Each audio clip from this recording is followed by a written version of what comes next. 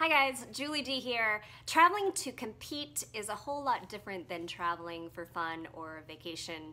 At least it is for me. There are three major factors that I consider when I'm traveling for competition, and those are comfort, convenience, and consistency.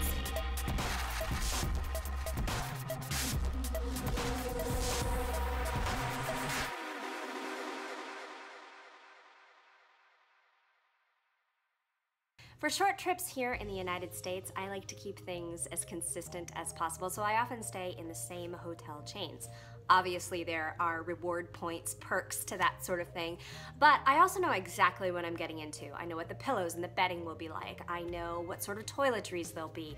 I can bring my own snacks, or there's a refrigerator, or all of these little things that make things a lot more convenient, consistent, and comfortable.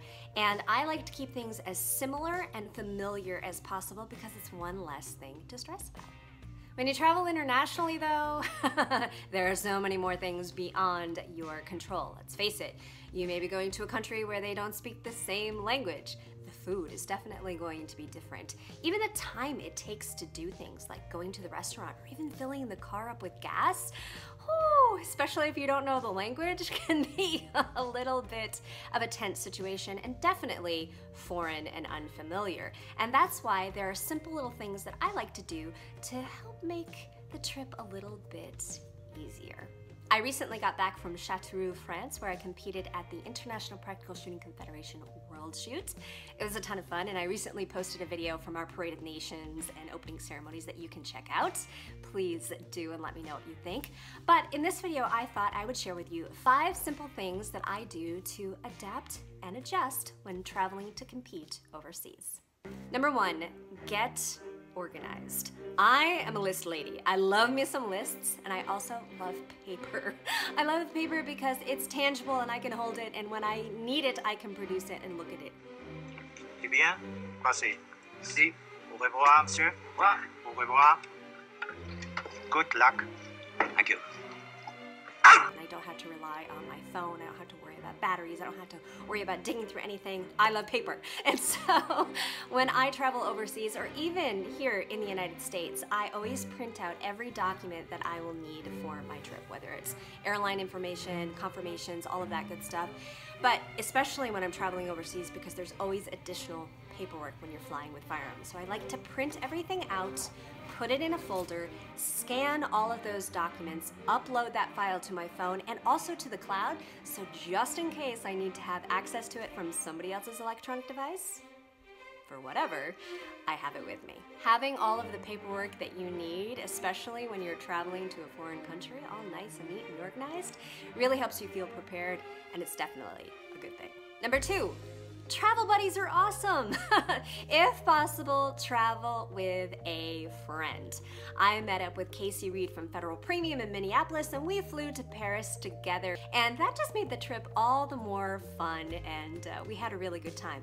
You also have someone you can commiserate with through the entire process, and you have someone to relay your thoughts, and it's like teamwork when you're going through customs and you know that you've got someone who's gonna be in it there with you.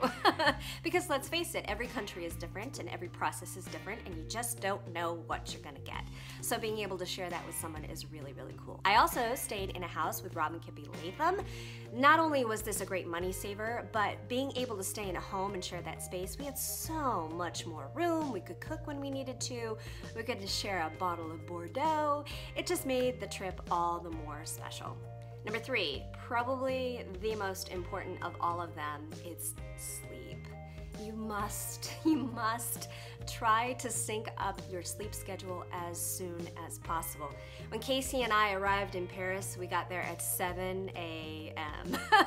and that made for a very long day, so we took a little side excursion to Orleans, however you say it, and we walked around and we had a nice lunch and spent time together in order to help keep the exhaustion at bay, because we knew we wanted to try to make it until 7 p.m. that night before we hit the pillows and and started to sleep. And that was really, really helpful because then I could sleep my 8, 10, 12 hours that first night and start to get on that schedule.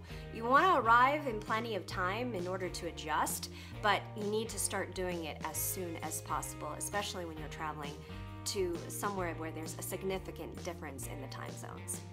Number 4, incorporate little habits that will make you feel like you're at home.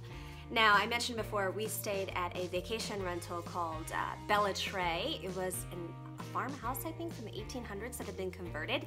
And this gave us a lot of space. And little did I know at the time of booking, I didn't realize this, but they have chickens. And if you follow me on Instagram or Facebook, you know I am a chicken mama. So I can't tell you how relaxing and like a home away from home feel it was to be able to get up in the morning, put on a pot of coffee, walk outside, say hello to the ladies, and really kind of just feel like, there are so many things that are simple. This feels like at home. It's comfortable. It's making me feel welcome and comfortable and calm and all of this. Because let's face it, if you're traveling to compete for something that's really important to you, you're going to be feeling a bit of anxiety. And so all of the little things that you can incorporate that make you feel like you're comfortable or like it's at home or home away from home are so important. So whether it's bringing the same tea that you drink at home, having the same morning and evening routine if possible, anything that you can do to bring in those similarities will make you feel so much better. Number 5, do not hole yourself up in your hotel room and do nothing but eat McDonald's all week. This is not the way to experience something like this. Get outside and explore. It doesn't mean you have to go plan a major excursion, but go have a walk in the park. Maybe visit a church. Even a trip to the local grocery store can be an adventure, and I highly recommend it so that you get to experience a little bit of the culture. It's a great distraction, and it's a wonderful way to make that experience all the more memorable.